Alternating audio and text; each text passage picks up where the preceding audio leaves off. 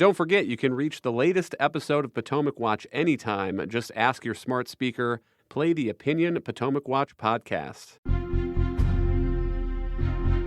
From the opinion pages of the Wall Street Journal, this is Potomac Watch.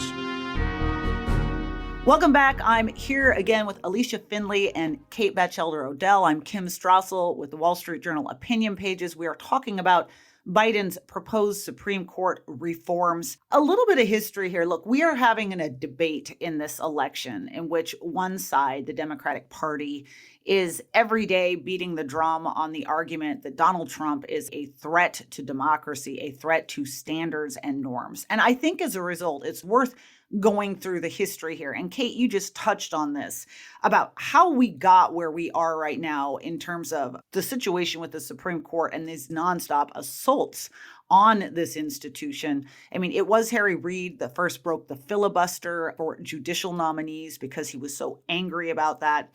We have been through under Democrats when they were unhappy about the way the court was moving, the Brett Kavanaugh show trials, Chuck Schumer, the Senate leader, threatening the justices by name, the protests and attacks we've seen at justices' homes, Senate bill after Senate bill designed to intimidate the court, these kind of nonsense stories about ethics violation. Alicia, who's the threat to institutions here? And I think this is just a really important question. I mean, look, does Donald Trump ignore a lot of things that he doesn't like? Sure.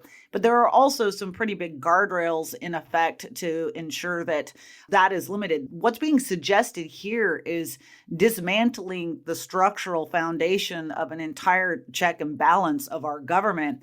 Do you think voters buy this argument that Republicans are the threat to democracy when you've got Democrats making these cases? Well, I think the Republicans really haven't gone on offense enough on this issue. If you recall, after Biden's student loan cancellation got struck down, he vowed, well, I'll just do it again and they won't stop me. And sure enough, he did. He put out a new student loan, basically forgiveness plan that would cancel loans through the back door on an installment plan.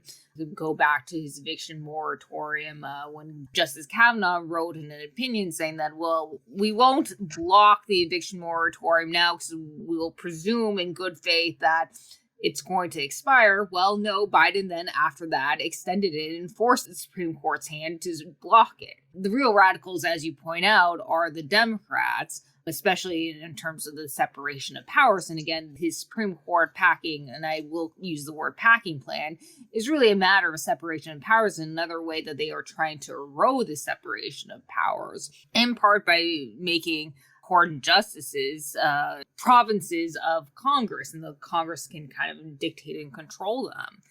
But again, I don't think Republicans have pointed this out enough.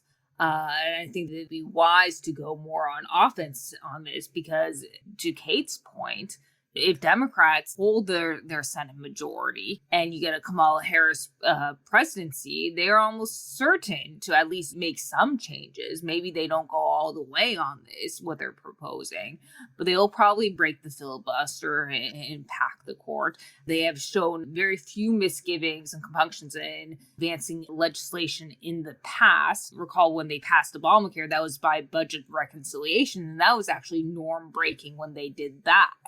Whereas Republicans have always been much more respectful of these political institutional norms than Democrats have been. Kate, where are Republicans on this? Because I hear a lot from the Trump Vance campaign about Kamala's terrible on the border, Kamala's terrible when it comes to crime, Kamala isn't doing enough when it comes to inflation. I haven't really heard them latch onto this. And is this simply too sleepy of an issue for them? Do they think it's not something that will resonate with voters? Do they not realize what a big deal it is? Why the silence, you think? And how best to approach this issue? I think there is an opportunity for Republicans here. I'm not sure Trump is the best poised to exploit it necessarily. But look, court packing, when polled, is not popular. I do think it's fair to compare what Biden is suggesting to court packing as he tries to shuffle judges off the stage and into senior status. I think it's unpopular with the public. I think Biden really benefited in the primaries from his lack of interest in it. So I do think that, the closer to the median voter profile, it's simply not popular, and it does represent a real risk of electing Harris. Now, will Trump make it a signature theme? I hope so. This is not necessarily an animating issue for Trump, say like tariffs or his view of America's role in the world. But the flip side of that was, for instance, in his first term, he was willing to take advice from institutions like the Federalist Society that had spent decades thinking about how to build an originalist majority on the Supreme Court. So I kind of think back to Trump introducing Neil Gorsuch when he selected him for the Supreme Court. He gives this introduction to him and at the White House and says, you wanted the best judge in the land and I brought you the best judge in the land. And so his record here is good, even if he has fewer priors on it and may not be as motivated by it as he has other issues. So I think there is an opening for him to point to his record and say, I said what I was going to do on the court last time. I will give similar assurances this time. And I also won't engage in any of this kind of power grab that the left is promoting. So hopefully that becomes a major theme in this campaign. And it would be helpful as well because, the Trump-Vance ticket has spent the last week ensnared in losing a culture war. And I think this is a really productive moment to refocus their campaign on what the core issues are facing the country in November. From your lips to their ears, how much I would prefer to have this debate than continue talking about cat ladies. So thank you, Kate. And thank you, Alicia. We thank our listeners for being here with us today. We're here every weekday. We'll be back tomorrow for Wednesday edition. You can email us at pwpodcast@wsj.com. And if you like the show, please hit the subscribe button.